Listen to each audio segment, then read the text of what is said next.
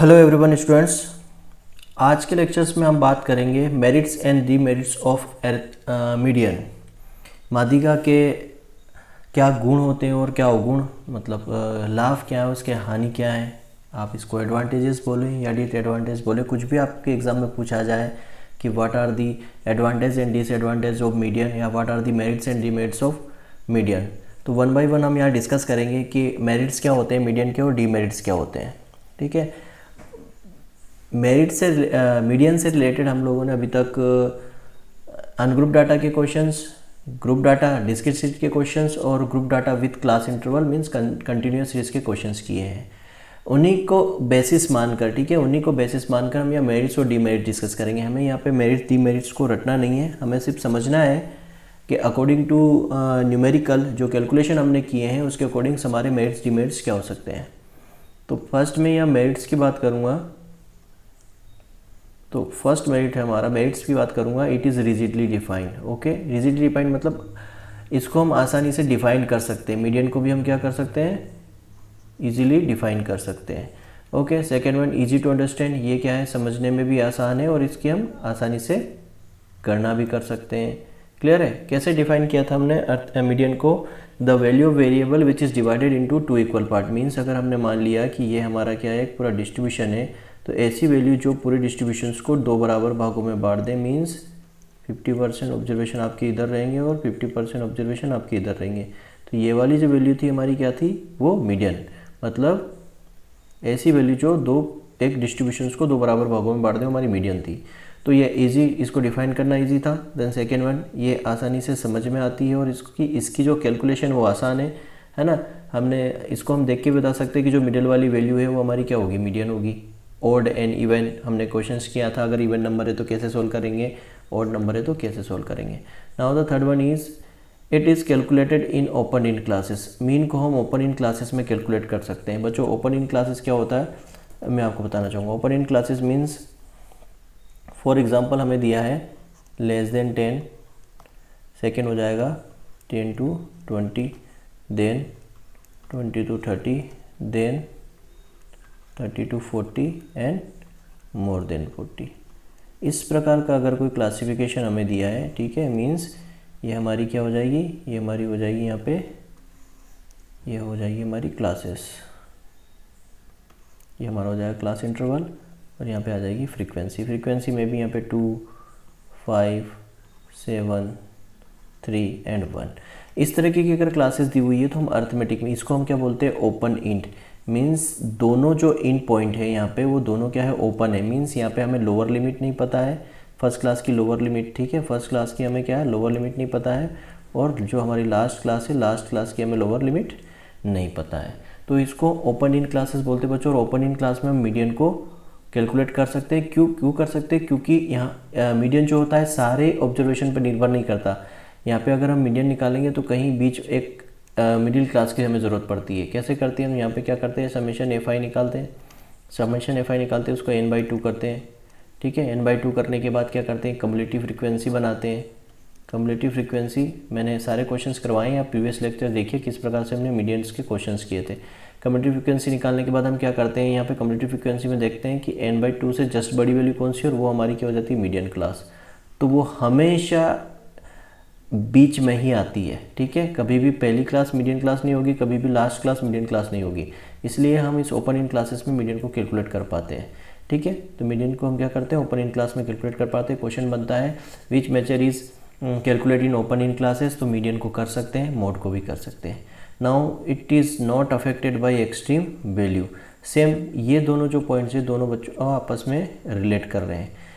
Means extreme value से affect नहीं हो रही है। मैं यहाँ पे फिर से बात करना चाहूँगा, एक्सट्रीम वैल्यू से अफेक्ट नहीं करने का मीन्स सेंस ये रहता है बच्चों यहाँ पे कि हमें यहाँ पे क्या दिया है, मीडियन दिया है। फॉर एग्जांपल मैं यहाँ पे वैल्यूज़ ले रहा हूँ 2, 4, 7, 9 एंड 11। ये मैंने अरेंज किए हुए पहले से, क्या है, असेंडिंग ऑर्डर में अरेंज में।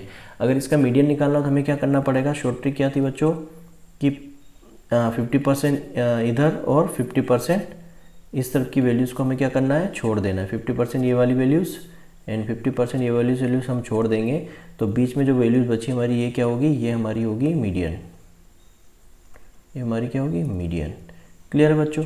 तो यहाँ पे ये देखो, ये जो वैल्यू है ये मिडिल वाली वैल्यू, मीडियन जो है, मीडियन वाली वैल्यू को हम बोल रहे हैं, मतलब इसके पहले वाले ऑब्जर्वेशन से और बाद वाले ऑब्जर्वेशन से हमें कोई लेना देना, मतलब कि एक्सट्रीम वैल्यू क्या होगी, सबसे छोटा ऑब्जर्वेशन यहाँ पे क्या है, सबसे छोटा ऑब्जर्वेशन जो है वो है 2, और सबसे बड़ा ऑब्जर्वेशन क्या है, सबसे बड़ा ऑब्जर्वेशन क्या है 11, ये दोनों क्या है, एक्सट्रीम वैल्यू है। तो जब हमने मीडियन कैलकुलेट किया तो यहाँ पे एक्सट्रीम वैल्यू का कोई भी यूज़ नहीं हुआ, इसलिए मीडियन जो होता है एक्सट्रीम वैल्यू से अफेक्ट नहीं होता है। क्लियर है। जैसे ओपन इन क्लासेस में भी बाकी की जो फर्स्ट क्लास और लास्ट क्लास से कोई लेना देना नहीं होता है इसका मीडियन का, वैसे ही अगर अनग्रुप डाटा है, इंडिविजुअल सीरीज़ है, तो फर्स्ट सबसे जो लोएस्ट ऑब्जर्वेशन होता है, सबसे हाईएस्ट ऑब्जर्वेशन होता है, उससे मीडियन को कोई अफेक्ट नहीं होता है। Now it can be measure graphically, हम मीडियन को ग्राफिकली मेजर कर सकते हैं। कौन सी मेजर है जिससे हम ग्राफिकली, वो है हमारा cumulative frequency curve, cumulative frequency curve, cumulative frequency curve से हम इसको मेजर करते हैं मीडियन को। क्या होता है कि जो लेस देन टाइप और मोर देन टाइप जो कर्व, लेस देन टाइप और मोर देन टाइप जो कर्व होता है, वो जिस बिंदु पर काटता है, ये जिस बिंदु पर काटता है, वो जो बिंदु हमारा होता है वो क्या होता है, वो मीडियन होता है। तो कम्युलेटिव फ्रीक्वेंसी कर्व से हम मीडियन को मेज़र करते हैं। ठीक है, कम्युलेटिव फ्रीक्वेंसी कर्व या इसी को ओजीव कर्व भी बोलते हैं बच्चों। तो लेस देन टाइप और मोर देन टाइप दो कम्युलेटिव फ्रीक्वेंसी दोनों एक दूसरे पर जिस बिंदु पर काटती है, जैसे मैंने यहाँ बताया डायग्राम से, उस पॉइंट को हम क्या बोलते हैं, मीडियन बोलते हैं। क्लियर है। These are the advantages are merits of median. Now अब इसके डीमेरिट्स की बात करते हैं बच्चों। डीमेरिट्स क्या होंगे, it is affected by fluctuation of sampling. Clear है। सेकेंड पॉइंट देख लेते हैं इसके पहले, क्योंकि सेकेंड पॉइंट पहले पॉइंट्स को रिलेट कर रहा है। तो सेकेंड पॉइंट क्या है, it is not based on all the observations. अभी मैंने यहाँ पे आपको बताया कि हमें यहाँ क्या रहता है कि सिर्फ एक ही ऑब्जर्वेशंस की ज़रूरत होती है मिडिल वाले की, जिसको मीडियन बोलते हैं। बाकी ये वाले ऑब्जर्वेशंस और ये वाले ऑब्जर्वेशन, मतलब जो मिडिल वैल्यू के पहले वाले ऑब्जर्वेशंस की हमें ज़रूरत नहीं पड़ती मीडियन निकालने के लिए, और बाद वाले ऑब्जर्वेशंस की भी ज़रूरत नहीं पड़ती। ये जो बीच वाला सेंटर वैल्यू है ये हमारी क्या है, मीडियन है। तो मीडियन जो है सारे आंकड़ों पर निर्भर नहीं करती। क्लियर है। अब जब मीडियन सारे आंकड़ों पर निर्भर नहीं करती तो ये क्या होगा, सैम्पलिंग के से जो एरर आती है उससे अफेक्ट करेगी। कैसे अफेक्ट करेगी बच्चों, फॉर एग्जांपल मैं बताता हूँ कि क्या होगा कि वही मैंने आपको स्टूडेंट्स के ग्रुप का बताया था कि अगर हमारे पास क्या है 10 स्टूडेंट्स का ग्रुप है ना, उसमें से मैंने 2 बच्चों को लेके क्या किया, एक टेस्ट कंडक्ट करवाया और उसमें पहले वाले के 10 आउट ऑफ 10 नंबर आए, दूसरे के 8 आए। तो मैंने ये बोल दिया कि पहले वाला बच्चा जो है मोर इंटेलिजेंट है दूसरे वाले बच्चों से। तो इसमें क्या होगी, एरर आएगी। एरर क्यों आएगी, क्योंकि मैंने सिर्फ 10 में से सिर्फ 2 ही बच्चों को लिया है, बाकी 8 बच्चों को मैंने छोड़ दिया। हो सकता है इन 8 के अंदर से कोई क्या हो, मोर इंटेलिजेंट हो, है ना। तो अगर मैं सारों बच्चों को 10 के 10 बच्चों को लेके टेस्ट करवाता तो यहाँ पे मुझे क्या एक्चुअल पता चलता कि कौन बच्चा जो है इंटेलिजेंट है या टॉपर है। क्लियर। तो यहाँ पे मीडियन के केस में हम लोग क्या करते हैं, मीडियन के केस में हम लोग यही करते हैं कि हमें सिर्फ मिडिल वैल्यूज़ की ज़रूरत पड़ती है, बाकी सारी वैल्यूज़ का हम यूज़ नहीं करते। तो यहाँ पे सैम्पलिंग से जो मीडियन है वो ज़्यादा अफेक्ट होती है। नाउ ये दोनों पॉइंट्स, पहला पॉइंट ये सैम्पलिंग, फ्लक्चुएशन ऑफ सैम्पलिंग और based on all the observation, ये दोनों पॉइंट्स हमेशा साथ में आएंगे, चाहे मेरिट्स में आए या डीमेरिट्स में। अगर मेरिट्स में अगर इन दोनों में से कोई एक पॉइंट आ रहा है तो दूसरा पॉइंट भी आएगा। Third one, if the number of observation are even, यदि मीडियन हम निकाल रहे हैं और नंबर ऑफ ऑब्जर्वेशन इवन आ रहा है तो हम क्या करते हैं, 2 मिडिल वैल्यू का क्या निकालते हैं, मीन निकालते हैं। ये मैंने पढ़ाते समय भी आपको बताया था बच्चों, क्वेश्चन करवाते समय, कि इवन नंबर रहते हैं तो शॉर्ट ट्रिक हम क्या करते हैं, 2 मिडिल ऑब्जर्वेशन रहते हैं उनका हम मीन निकाल लेते हैं, वही हमारा क्या होता है, मीडियन होता है। तो ये एज ए डीमेरिट्स कंसिडर होता है मीडियन के केस में, क्योंकि हमें निकालना क्या है, मीडियन, और हम क्या निकाल रहे हैं, मीन, और मीन को ही हम क्या मान लेते हैं, मीडियन मान लेते हैं। तो ये डीमेरिट्स होता है। Now the last one is it is not capable for further algebraic treatment या मैथमेटिकल मैनिपुलेशन। जैसे मीन में हमने पढ़ा था कि एक सीरीज़ का हमारे पास क्या है, एक सीरीज़ का हमारे पास x बार है, x1 बार है, दूसरी सीरीज़ का x2 बार है। तो इन दोनों को हम क्या कर सकते हैं, जोड़ के एक कंबाइन x बार निकाल सकते हैं। पर मीडियन के केस में ऐसा नहीं है कि हमें एक सीरीज़ का मीडियन दिया है, दूसरी सीरीज़ का मीडियन दिया है, तो इन दोनों को हम कंबाइन करके एक नया मीडियन या आगे कैलकुलेशंस कर सकते हैं।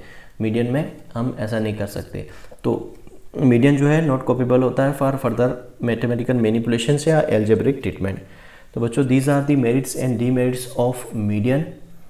Okay, I hope you understood very well. अभी तक हम वाइट बोर्ड पे पढ़ रहे थे, तो due to some technical issue आज मैं आपको प्रेजेंटेशन फॉर्म में पढ़ा रहा हूँ। यदि आपको ये प्रेजेंटेशन फॉर्म ज़्यादा इफेक्टिव लगता है तो मुझे कमेंट्स बॉक्स में लिख के बताएं, हम इसी को फॉलो करेंगे। Thank you very much.